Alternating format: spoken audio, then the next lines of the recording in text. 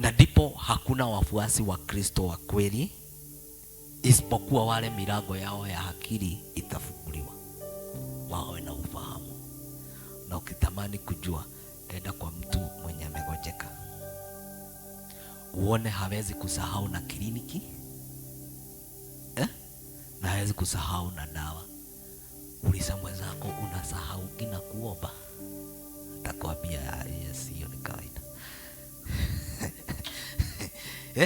Pastor Mwangi, wakati umegojeka unasemaga dawa nitakunywa kesho kwa sababu nimechoka? Wadhaifu wa Mungu ni wengi, na hawezi kupitisha masaa. Hata ukiwa wapi ni lazima umeki sure. Hata ukitaka kupanda gari ni lazima, na unasikia daktari kuliko Mungu.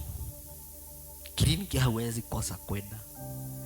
Na hata niliona mtumishi mmoja akisema mtu anakuja saa 7 anasema aende nyumbani. Hapana, ni mgonjwa.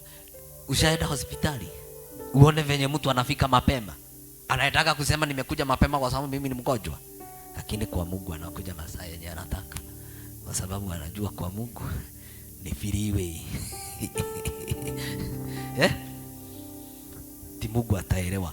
Kwa hivyo ni vyema kujua ya kwamba wakati mtu aliye na udhaifu na bodaboda akiwa peke yake, Mungu haingilirii,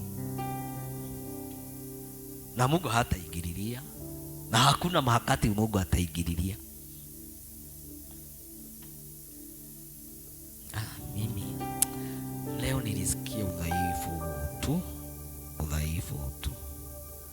Uliza mwenzako, na daktari angekuambia ukunywe dawa saa 7 ya usiku, umuulize kama anaweza sahau ama aseme nimelala kabisa. Utasikia aramu ikilia. Hiyo sio kama ile mtu anatafutaga akiwa amefunga macho aizime.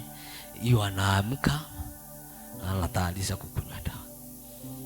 Lakini hata ukisema tunaomba usiku, tasema kidogo wako rogetha aramu, unatafuta aramu mahali kanalilia, unakaboda, unasema Mungu understand, nitaomba saa 11.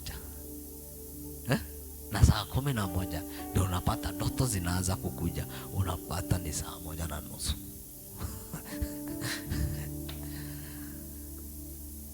Haleluya. Kwa hivyo ni vyema tuangalie udhaifu wa Mungu hukujia wapi, ili tufike katika ufalme wa Mungu. Ufalme wa Mungu si dini. Tunaweza kuwa tumefuata dini, lakini sisi si wa ufalme wa Mungu.